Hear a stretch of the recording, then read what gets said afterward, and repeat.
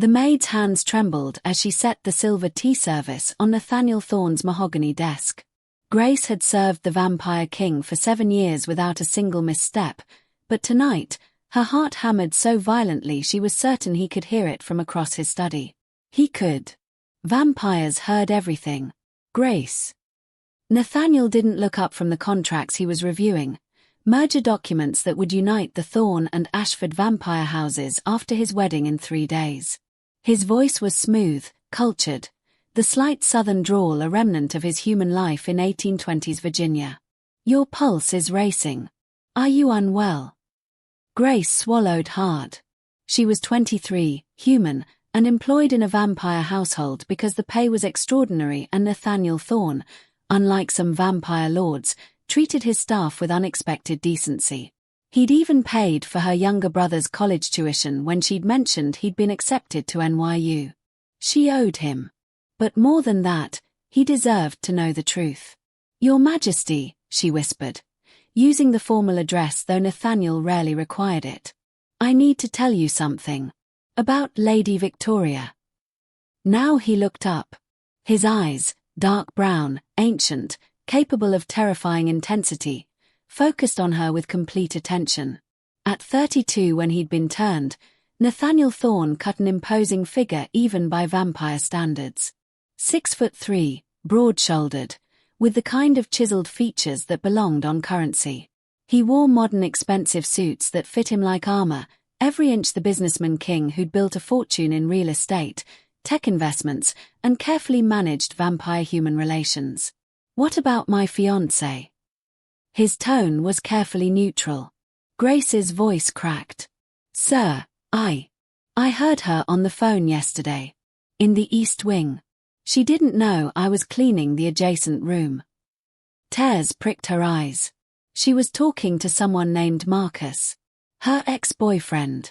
The human she dated before you. Nathaniel's expression didn't change. Continue. She told him. Grace forced the words out in a rush before she lost her nerve. She told him the baby is his. That she's 3 months pregnant. That the wedding to you is just to give the child legitimacy and access to your fortune. That once she's your queen and the baby is born, she'll find a way to be with Marcus again. That you'll never know the truth. The study fell into absolute silence. Grace watched in terror as Nathaniel processed this information. She'd expected rage. Violence. The kind of supernatural fury that could level buildings. Instead, the Vampire King simply leaned back in his chair, steepled his fingers beneath his chin, and spoke one word, proof. Grace pulled out her phone with shaking hands. I recorded it. I know I shouldn't have, but I thought you should know before you married her, and I knew you wouldn't believe me without. Play it. Grace pressed play. Victoria's voice filled the study, cultured and cruel. Darling, relax. Nathaniel suspects nothing.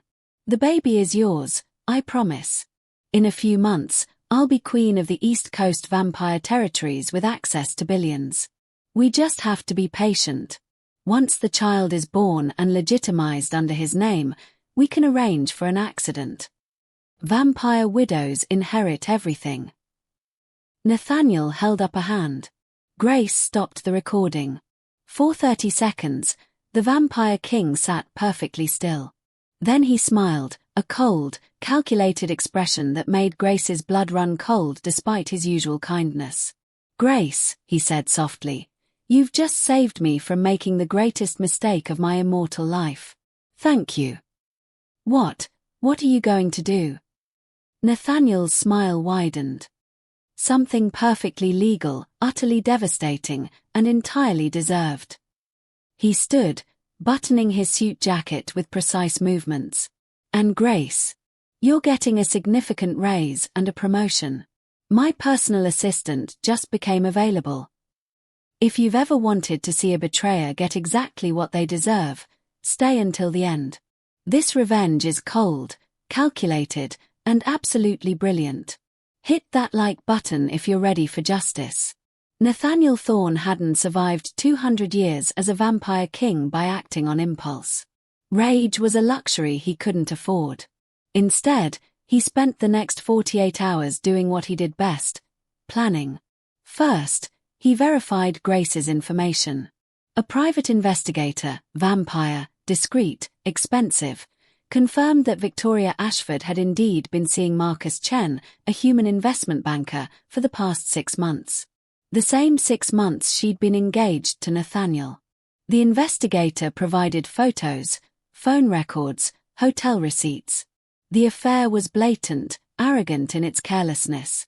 Second, Nathaniel consulted his lawyers. All 7 of them. What he proposed was unprecedented in vampire society, but technically legal under both human and supernatural law. The contracts were drawn up with meticulous care. Third, he made a phone call to someone he'd never thought he'd contact again: his ex-girlfriend, Dr. Amelia Rodriguez. Nathaniel. Amelia's voice was cautious when she answered. They'd dated 5 years ago, a genuine relationship that ended amicably when she'd been offered a position running a major hospital in Seattle. This is unexpected. Amelia, I need your help with something. And I need to know if you'd be willing to come back to New York for a few weeks. Why? Because I'm about to blow up my wedding, destroy my fiancé's reputation, and I'd very much like to have dinner with you afterward. If you're interested. There was a pause. Then, I'm listening. Nathaniel explained everything. The betrayal. The pregnancy. The plan for his accident. And then he explained what he intended to do about it. When he finished, Amelia laughed, genuinely delighted. That's diabolical. I love it. When do you need me? Wedding's tomorrow. Can you be here? I'll catch the red-eye. Fourth, Nathaniel did something that surprised everyone. He continued with the wedding preparations as if nothing was wrong. He smiled at Victoria over dinner. He approved floral arrangements. He acted every inch the besotted groom. Victoria, confident in her deception, played her role perfectly. The loving bride. The future queen. The woman who would murder him for his fortune. Nathaniel watched her performance with clinical detachment and thought about all the ways this could have gone differently. He could have killed her. Vampire law would have allowed it for such betrayal. He could have exposed her publicly and let supernatural society destroy her. He could have called off the wedding and walked away. But none of those options were satisfying enough. No, what Nathaniel had planned was something far more elegant. The wedding took place at the Thorne estate in upstate New York, a sprawling mansion that blended antebellum architecture with modern luxury. 500 guests attended, a who's who of American vampire society mixed with carefully vetted human dignitaries. The press was everywhere. This was the society event of the decade. Victoria looked stunning in a custom Vera Wang gown, her blonde hair swept up in an intricate style, her hand resting subtly on her stomach where a 3-month pregnancy barely showed. She smiled radiantly as she walked down the aisle, convinced she'd won. Nathaniel stood at the altar in a Tom Ford tuxedo, looking every inch the vampire king. Powerful. Wealthy. Completely in control. To everyone watching, he was a man about to marry the woman he loved. Only Grace, standing among the staff, knew the truth. And she watched with bated breath as the ceremony began. The officiant, a vampire elder who'd presided over supernatural marriages for 3 centuries, began the traditional vows. We are gathered here today to witness the union of Nathaniel Thorne and Victoria Ashford. Everything proceeded normally until they reached a specific point. If anyone has a reason why these two should not be wed, speak now or forever hold your peace. Nathaniel raised his hand. The room erupted in shocked murmurs. Victoria's face went white. I do, Nathaniel said calmly. He turned to face the assembled guests, his voice carrying easily across the massive ballroom. I have reason to believe this marriage would be based on fraudulent pretenses. Specifically, that my bride is currently pregnant with another man's child and planned to pass it off as mine in order to gain access to my estate before arranging my untimely death. The room exploded. Guests leapt to their feet. Victoria's father, Lord Ashford, roared in outrage. Victoria herself stood frozen, her face a mask of horror. "That's absurd." Lord Ashford thundered. "My daughter would never." "I have proof," Nathaniel said, his voice cutting through the chaos with supernatural command. "Video recordings, phone records, photographs, and witness testimony, all of which my lawyers have compiled." He gestured, and his legal team began distributing folders to the assembled vampire lords and ladies. The affair has been ongoing for 6 months with one Marcus Chen, a human investment banker currently residing in Manhattan. The pregnancy is confirmed at 3 months. And there are recorded conversations detailing plans for my accident after the child's birth. Victoria finally found her voice. "You're lying. This is insane. Why would you humiliate me like this if you truly believed?" "Because," Nathaniel interrupted, his eyes boring into hers, "I wanted everyone to witness what happens when someone tries to betray a vampire king." He pulled a document from his jacket pocket. "This is a prenuptial agreement you signed 3 months ago. Do you remember Clause 17? Victoria's face went from white to green. Nathaniel read aloud, "In the event that the bride is found to have engaged in infidelity prior to the marriage, or to have conspired to defraud the groom, all wedding gifts, deposits, and payments made by the groom become immediately due and payable by the bride's family. This includes the $10 million bride price paid to House Ashford, the $5 million in wedding expenses, and an additional $20 million in punitive damages." Lord Ashford made a strangled sound. $35 million, Nathaniel continued pleasantly, "due within 30 days, or House Ashford forfeits their Manhattan properties as collateral, which I believe includes your primary residence, your business headquarters, and your investment portfolio holdings." "You can't," Lord Ashford began. "I can, and I will. You signed the contracts. Your daughter signed the agreements. Everything is legal, binding, and will hold up in both human and supernatural courts." Nathaniel's smile was razor-sharp. "I had 7 lawyers review every word." Victoria burst into tears. "Nathaniel, please, I can explain." "Can you explain the recordings where you discussed having me killed? I'm genuinely curious how you'll spin that." Nathaniel turned back to the guests. "For anyone wondering, I'm not pressing criminal charges. Murder conspiracy is difficult to prove when the murder hasn't happened yet. But the financial penalties will stand, and Lady Victoria's reputation is, I believe, sufficiently destroyed." He wasn't finished. "There's one more thing," Nathaniel said, and now his voice carried genuine emotion. Not anger, but something else. Something that made the assembled vampires lean forward. "I'm announcing my engagement. Actual engagement, to someone who loves me for who I am, not what I can give her." The doors at the back of the ballroom opened. Dr. Amelia Rodriguez walked in, stunning in a simple red dress, her dark hair loose around her shoulders. She was human, brilliant, and wore a smile that said she knew exactly what Nathaniel was doing and approved wholeheartedly. "This is Dr. Amelia Rodriguez," Nathaniel said, extending his hand to her as she joined him at the altar. "We dated years ago and parted as friends when her career took her to Seattle. Yesterday, I called her and asked if she'd be willing to give us another chance.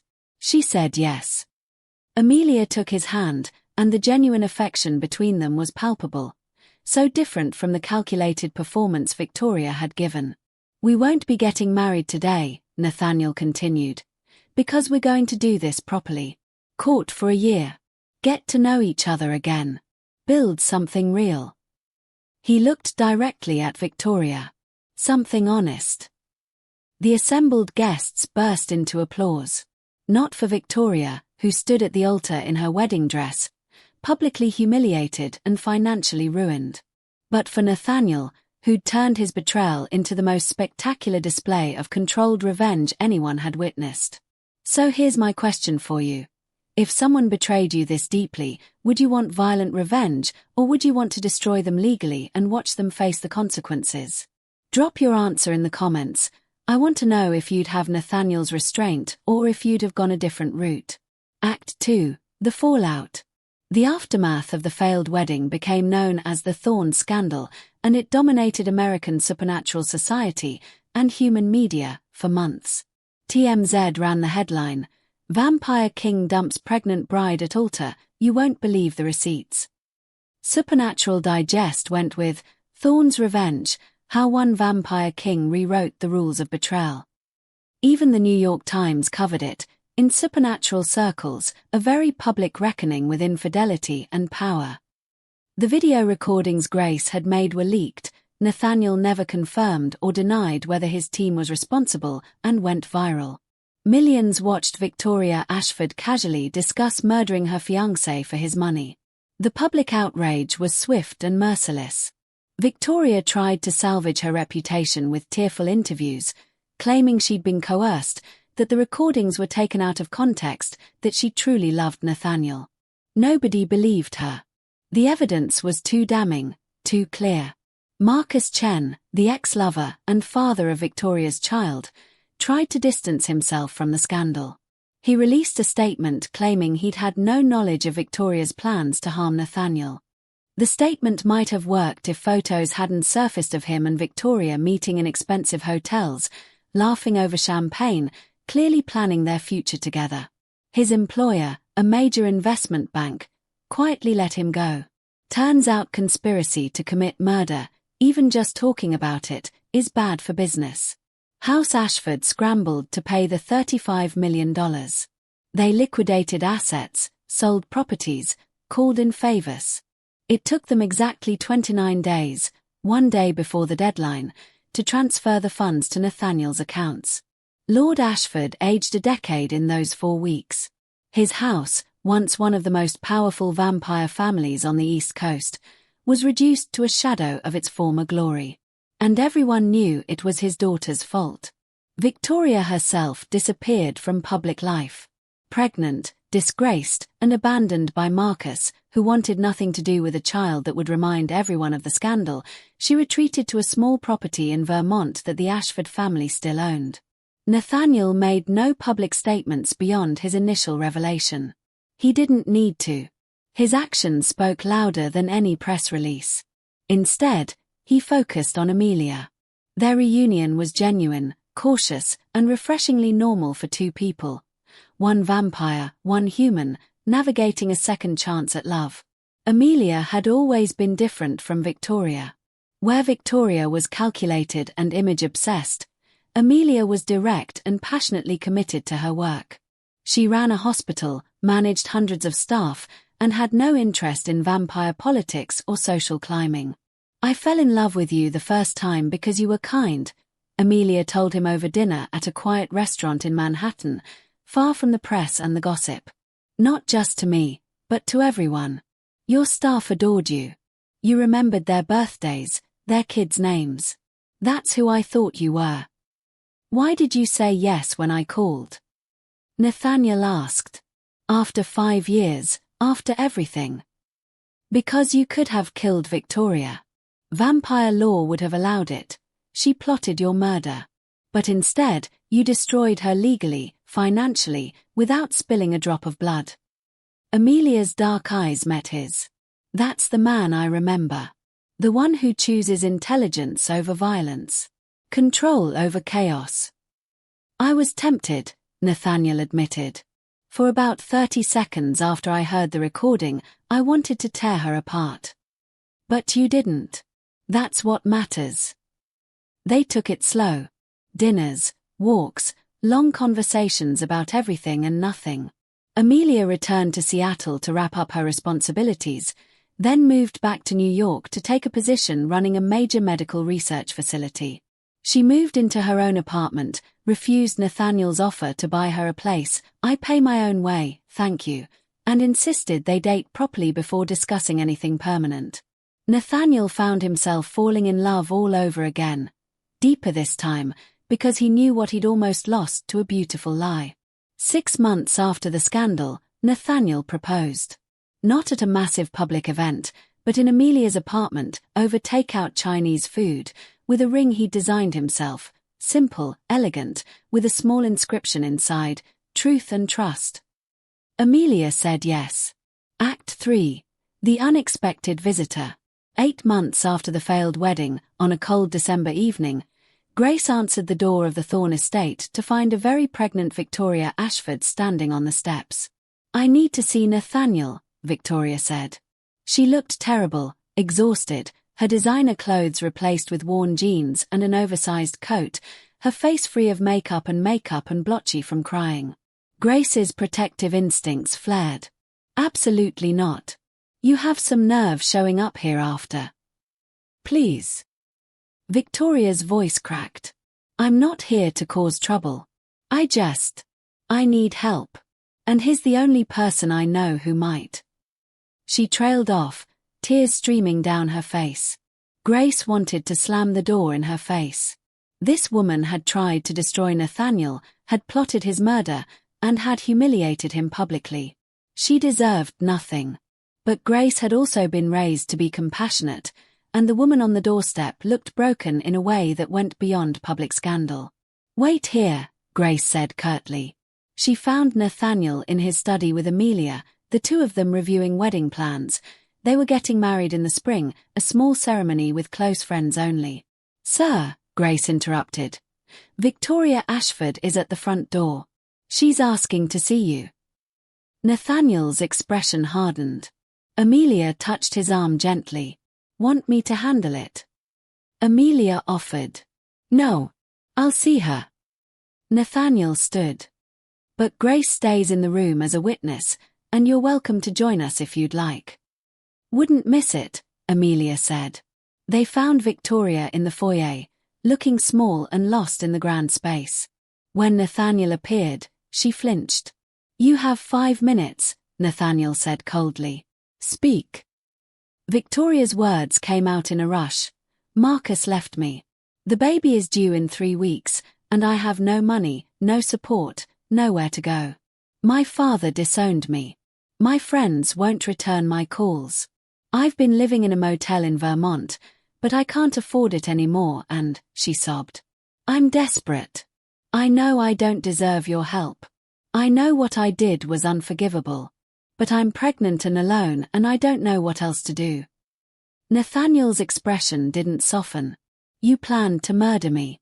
To steal my fortune. To raise another man's child as mine and then arrange my death. Why, exactly, would I help you now?" "Because you're a better person than I am," Victoria whispered. "Because even when I deserved death, you gave me legal consequences instead. Because..." She looked at Amelia. "Because the woman you love is good and kind, and I'm hoping some of that has rubbed off on you." Amelia raised an eyebrow. "Using me as leverage. Bold strategy." "I'm not asking for money," Victoria continued desperately. "I'm asking for work. A job. Anything. I'll clean the floors. I'll do laundry. I just need enough to support my baby when it comes. I'll work for room and board. I'll sign any contract you want. Her voice broke completely. "I can't let my baby be born in a motel room." The room fell silent. Nathaniel looked at Amelia, who shrugged. "Your call, baby. But for what it's worth, I believe in second chances. And punishing an innocent baby for its mother's crime seems wrong." Grace expected Nathaniel to refuse. To turn Victoria away and let her face the full consequences of her actions. Instead, he said, "You'll work as a junior housekeeper. Minimum wage, room and board included in a staff apartment. You'll sign a contract stating you have no claim to my estate, my name, or anything beyond your paycheck. You'll attend parenting classes. And you'll see a therapist, mandatory, twice a week, which I'll pay for because that baby deserves a mother who's worked through her issues." Victoria stared at him in shock. You're serious?" "I'm serious. But Victoria..." Nathaniel's voice turned hard as steel. "This is your only chance. You betray me again, you cause any trouble, you do anything to harm my staff or my fiancé, and I will destroy you so completely you'll wish I'd just killed you that day at the altar." Understood. Understood, Victoria whispered. Thank you. Thank you so. Don't thank me. Thank Amelia and Grace. They're the ones who believe in redemption. Nathaniel turned away. Grace will show you to your quarters and explain your duties. You start tomorrow. As Grace led a stunned Victoria away, Amelia wrapped her arms around Nathaniel from behind. That was very kind of you, she murmured. That was strategically intelligent, Nathaniel corrected. Victoria's baby is innocent. And if I'd turned her away, the media would have had a field day with cruel vampire king abandons pregnant woman. This way, I look merciful, she gets help, and the child has a chance at a decent life. Aha. Keep telling yourself it's all strategy. Amelia kissed his cheek. I see through you, Nathaniel Thorne. You're secretly soft. Tell anyone and I'll deny it. Your secret's safe with me. Victoria's baby, a girl she named Hope, was born 3 weeks later in one of the best hospitals in New York. Nathaniel paid for everything, though he made it clear the expenses would be deducted from her wages over time. He wasn't running a charity, he was offering a chance to earn her way back. The birth was difficult. Hope arrived 6 weeks early, tiny and fragile, requiring a week in the NICU.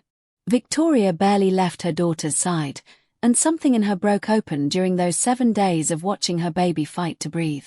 I almost destroyed everything for money, she confessed to Grace, who'd brought her coffee and a change of clothes. I already had everything that mattered, or I could have if I'd just been honest with Nathaniel. But I was greedy and stupid and convinced I deserved more. People make mistakes, Grace said carefully. She still didn't fully trust Victoria, but she'd watched the woman work herself to exhaustion over the past month, scrubbing floors and doing laundry without complaint. This wasn't a mistake. It was calculated cruelty. Victoria touched the NICU glass, looking at her sleeping daughter. But Hope isn't going to pay for my sins. I'm going to be better. For her. When Hope was finally cleared to leave the hospital, Victoria moved into the small staff apartment with a fierce determination to prove herself. She worked her housekeeping duties during the day, attended parenting classes in the evening, and saw her therapist twice a week as required. Slowly, grudgingly, the other staff began to accept her. Not forgive, that would take years, but accept that she was genuinely trying to change. Amelia, surprisingly, became something of a mentor. As a doctor, she helped Victoria navigate the challenges of caring for a premature infant. As a woman, she offered perspective Victoria had never had. You spent your whole life being told your value came from who you married and how much money you could access, Amelia said one afternoon while showing Victoria how to properly burp Hope. That's not your fault, that's how you were raised in vampire nobility. But it's your responsibility to unlearn it. How do I do that? By defining yourself differently. You're not Lady Victoria Ashford anymore, society darling and failed gold digger. You're Hope's mother. That's your identity now. What kind of mother do you want to be? Victoria thought about it for a long time. The kind who teaches her daughter that her worth isn't in her bank account or her last name. The kind who shows her that when you fall, you get back up and do better. Then be that. Nathaniel and Amelia's wedding took place on a perfect spring day, exactly 1 year after the disastrous almost marriage to Victoria. It was everything the first wedding wasn't. Small, intimate, genuine. 50 guests instead of 500. A garden ceremony instead of a massive ballroom. Amelia in a simple ivory dress instead of an elaborate gown. Vows they'd written themselves instead of traditional vampire ceremony scripts. Grace stood as Amelia's maid of honor, tears streaming down her face as she watched the vampire king marry the woman who truly loved him. Victoria, 6 months into her redemption journey, watched from the staff section with Hope sleeping in her arms. She felt no jealousy, no bitterness, just a strange sense of gratitude. Nathaniel could have destroyed her completely. Instead, he'd given her a chance to rebuild. When the ceremony ended and Nathaniel kissed his bride, the guests erupted in applause. This was what a real wedding looked like. Real love. Real commitment. Real partnership between equals. At the reception, Nathaniel made a toast. "A year ago, I almost made the worst mistake of my life. I almost married someone who saw me as a bank account instead of a person. But sometimes our greatest failures lead us to our greatest successes." He raised his glass to Amelia. "To my wife, who loves me despite my being a controlling, occasionally ruthless vampire with too much money and not enough sense. And to second chances, for all of us." He didn't look at Victoria when he said it, but she heard the message anyway. Later, as the party wound down, Victoria approached Nathaniel hesitantly. "Sir, I just wanted to say, congratulations. You and Dr. Rodriguez, Amelia, you're perfect together." "Thank you, Victoria. And thank you. For everything. For giving me a chance when I deserved nothing." Victoria's voice was thick with emotion. "I'm going to spend the rest of my life proving I can be better." Nathaniel studied her for a moment. "You're doing well. The head housekeeper says you're one of the hardest workers she's seen. Your therapist reports you're making real progress. And Grace tells me you're a devoted mother." "I'm trying. That's all anyone can do." Nathaniel's expression softened slightly. "Keep trying, Victoria. Keep being better. And someday, maybe you'll forgive yourself." It wasn't an absolution. It wasn't friendship. But it was acknowledgement, and that was more than Victoria had hoped for. 1 year after the wedding, a journalist from Vanity Fair approached Nathaniel about doing a profile piece. The vampire king who chose justice over revenge was the proposed angle.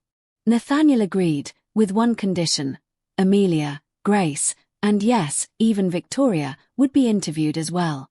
He wanted the full story told, not just his version. The resulting article became the most read piece in Vanity Fair history. Grace's section talked about the moral dilemma of exposing someone's secrets, the fear of retaliation, and the relief when justice was served without violence. Amelia's section discussed falling in love with someone powerful who chose restraint over destruction, and building a partnership based on mutual respect rather than traditional vampire hierarchy. And Victoria's section. Victoria's was the one that shocked America all over again. She spoke with brutal honesty about her upbringing, her warped values, her cruel plans. She didn't make excuses or ask for sympathy. But she also talked about the year that followed, the hard work of redemption, the therapy that forced her to confront why she'd become the person she was. "I destroyed my own life because I was taught that my value came from external things. Beauty, status, money," Victoria said in the interview. "Nathaniel Thorne saved me by refusing to let me off easy. He could have killed me, and I would have died the same shallow, cruel person I'd always been. Instead, he made me face consequences, do real work, and rebuild from nothing. That's the greatest gift anyone has ever given me." The interviewer asked, "Do you regret what you did?" "Every single day," Victoria answered. "But regret without change is just self-pity.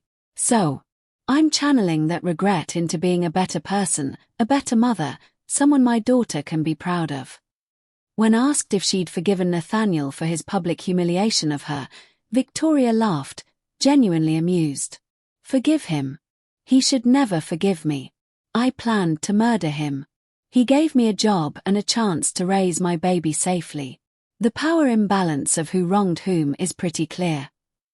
The article went viral. Think pieces were written. Debates raged on social media. Some people thought Nathaniel had been too harsh. Others thought he'd been too merciful. But everyone agreed on one thing. This was the most fascinating revenge story in modern history. Because the real revenge wasn't financial ruin or public humiliation. It was forcing Victoria to become a better person and live with the knowledge of what she'd almost destroyed. 5 years after the scandal, Nathaniel and Amelia's home was filled with laughter. They had twins, a boy and a girl, both half vampire like their mother had been when she conceived. Nathaniel had waited to turn her until after the pregnancy, giving her the choice. The children were brilliant, energetic, and utterly adored by their parents. Grace had risen to become Nathaniel's chief of staff, managing his entire household and business interests with terrifying efficiency. She'd also gotten married to a kind accountant named David, and they were expecting their first child. And Victoria. Victoria had done something unexpected. After 3 years of working as a housekeeper, she'd enrolled in online college courses. Then business school. She'd discovered a talent for management and strategy. The same skills she'd once used for manipulation, now channeled into legitimate business. Nathaniel, recognizing genuine transformation when he saw it, had offered her a position in his real estate company. Starting at entry-level, working her way up through merit. She'd accepted. Now, 5 years later, Victoria ran an entire division. She managed properties, negotiated contracts, and had a reputation for being tough but fair. Her daughter Hope was 4 years old, brilliant and happy, attending an excellent preschool that Victoria paid for with her own earnings. Victoria had her own apartment now, her own life. She'd even started dating, carefully, cautiously, men who valued her for her mind and her work ethic rather than her former status. She and Nathaniel weren't friends. Probably never would be. But they were something else. Two people who'd been through fire together and emerged changed. You know what the craziest part is? Amelia said one evening as she and Nathaniel watched their twins play in the garden. Victoria became a success story. Genuinely changing. I didn't think it was possible. I wasn't sure either, Nathaniel admitted. I gave her a chance because you suggested it, and because it was strategically sound. I didn't expect her to actually do the work. But she did. That's the thing about second chances. Sometimes people surprise you. Nathaniel pulled his wife closer. You surprised me. 5 years ago, I was about to marry someone who saw me as a bank account. Now I'm married to someone who argues with me about politics, challenges my business decisions, and loves me enough to call me out when I'm being an arrogant ass. You're welcome, Amelia said with a grin. Someone has to keep you humble. I'm a vampire king. Humility isn't really my thing. And yet here you are, playing tea party with your 4-year-olds and letting them put bows in your hair. Nathaniel glanced down at the pink bow his daughter had indeed clipped to his hair. This never leaves this garden. Oh, I'm absolutely taking pictures. They laughed, and in that moment, Nathaniel realized something profound. His revenge on Victoria hadn't been the public humiliation or the financial ruin. It had been this. Building a genuine life with someone who loved him. Raising children who would never question whether they were valued for themselves or their inheritance. Creating a home filled with real joy instead of calculated performances. Victoria had wanted his money, his status, his power. And Nathaniel's ultimate revenge was showing her what she'd really lost, the chance to have what he had now. Not the wealth, she'd actually lost that and was rebuilding it through her own work. But the love. The partnership. The family built on trust. That was irreplaceable. And every time Victoria saw Nathaniel with Amelia, saw them laughing together or raising their children or simply existing in comfortable partnership, she was reminded of what she'd thrown away. Not as punishment. Just as reality. The best revenge, Nathaniel had learned, wasn't destruction. It was living well. Epilogue. The Gala. 10 years after the scandal, the American Vampire Council held its annual gala in Manhattan. Every major vampire house attended, along with select human dignitaries who'd earned the trust of supernatural society. Nathaniel and Amelia arrived together, their now teenage children at home with trusted babysitters. Amelia wore a stunning emerald gown, Nathaniel his customary impeccable tuxedo. They'd been married for 9 years, and the love between them was as obvious as it had been on their wedding day. Grace attended with her husband and their 2 children, her success as Nathaniel's chief of staff having made her a power player in her own right. Victoria attended as the newly promoted vice president of Thorne Real Estate, accompanied by her fiancé, a human architect named James who loved her for her sharp mind and wicked sense of humor. Hope, now 9 years old and thriving, was at a sleepover with friends. The three women, Amelia, Grace, and Victoria, found themselves together near the bar, an unlikely trio brought together by one vampire's spectacular revenge-turned-redemption story. "Can you believe it's been 10 years?" Grace said, sipping her champagne. "Feels like a lifetime," Victoria agreed. She looked at Amelia. "I never properly thanked you, you know, for convincing Nathaniel to give me a chance." "You've thanked me about 100 times," Amelia said warmly. "And you've earned everything you have now. That's not charity or pity. That's you doing the work. Still, I destroyed your wedding day. I plotted to kill your husband. And you showed me kindness anyway. That's..." Victoria's voice caught. "That's more grace than I deserved." "Maybe. But you proved you could change. That's rare." Amelia raised her glass. "Second chances and the hard work it takes to earn them." The three women clinked glasses.